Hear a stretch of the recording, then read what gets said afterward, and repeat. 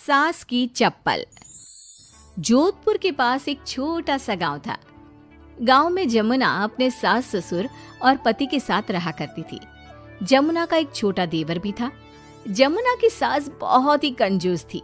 एक दिन शाम के वक्त, अरे सासू माँ, ये कहीं करो, पाव भर सब्जी लाया हो, पूरे घर के वास्ते खाना बनाना है, काम किया चाले। जमुना की सास कहती है, अरे बिंदड़ी, घनी महंगाई हो रखी है, जितनी सब्जी रखी है उसमें ही काम चला ले। तो देवर बोल पड़ता है, कोई ना भाभी सा, मैं थारे लिए सब्जी लेकर आता हूँ। अरे काय करे छोरा, पैसा खर्च करने की कोई जरूरत ना है।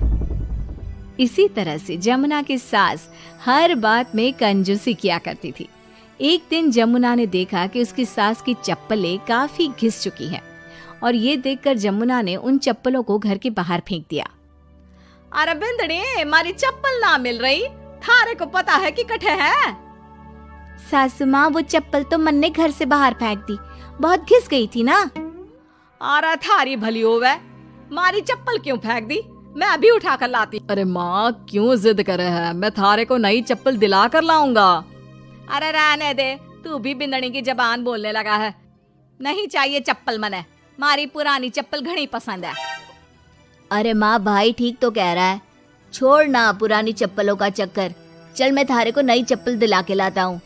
लेकिन जमुना की सास किसी की बात नहीं सुनती और घर के बाहर से किसी तरह चप्पलों को उठाकर वापस ले आती है और फिर से उन्हीं को पहनने लगती है। फिर एक दिन सुबह के वक्त जमुना मंदिर गई और जब वहां से लौट कर आई तो जोर जोर से चिल्लाने लगी, अरे कहीं बताओ, मंदिर में किसी ने हमारी चप्पल चोरी कर ली। अरे माँ, अच्छा ही हुआ ना, थारी चप्पल कोई चोर चुरा के ले गया। अब तू तो छोड़ने वाली थी ना, वैसे भी पुरानी चप्पलें थी। अरे तू चुप कर छोरा, महंगाई के जमाने में पुरानी चप्पल कर रहा है। मैं कैसे भी करके चोर को ढूंढ कर हमारी चप्पल वापस लाऊंगी। लेकिन माता जी, तब तक आप क्या नंगे पांव फिरोगी पूरे गांव में? अरे बिंदड़ी, थारी नजर लगी है हमारे चप्पलों को, तू ही कह रही थी ना, फेंक दो, देख अब चोर चोरी करके ले गया। उस दिन के बाद जमुना की सास नंगे पांव ही गांव में घूम घूम कर अपनी चप्पलें ढूंढने लगी और कुछ ही दिनों के बाद जमुना की सास को अपनी टूटी चप्पल एक गरीब औरत के पैरों में नजर आई। पकड़ लिया, अरे पकड़ लिया, तूने हमारी चप्पल चुराई ना, अब मैं थारे को छोड़ूंगी नहीं। अरे माँ जी, मंदिर में पड़ी थी, पुरानी चप्पल है, मारे को लगा किसी के काम की ना है, इसलिए उठा ले आई। अरे पहनने दो ना मारे को। आई बड़ी पुरानी चप्पलों वाली, एक तो हमारी चप्पल चुरा ली, ऊपर से आंखें दिखा रही है, चल वापस दे चप्पल।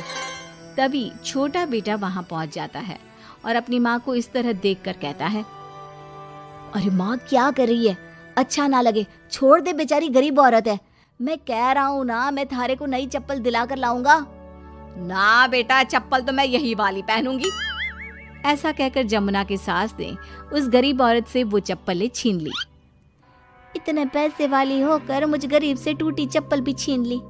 अरे भगवान भला करे थारा। जमुना की सास की जिद के आगे किसी की एक ना चली और उसने फिर से वही पुरानी चप्पल पहनना शुरू कर दिया। एक दिन जमुना का पति बिना अपनी माँ को बताए उनके लिए सुंदर जूतियां लेकर आ गया और उसने वही जूतियां लाकर अपनी पत्नी जमुना को दिखाई।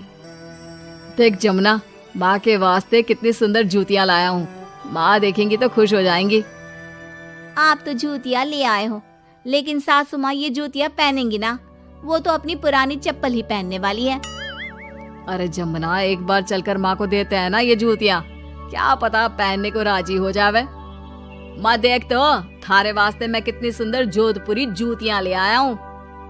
अरे ये क्या करे छोरा, इतना पैसा खर्च करने की क्या जरूरत है, मारे को ना चाहिए इतनी महंगी जूतियां, तू वापस देकर आ जा। जमुना और उसके पति के बार बार कहने पर भी जमुना की सास नई जूतियां नहीं पहनती। जमुना नई जूतियों को उठाकर अलमारी के अंदर रख देती है क्योंकि दुकान वाला भी अब उनको वापस लेने को तैयार नहीं था।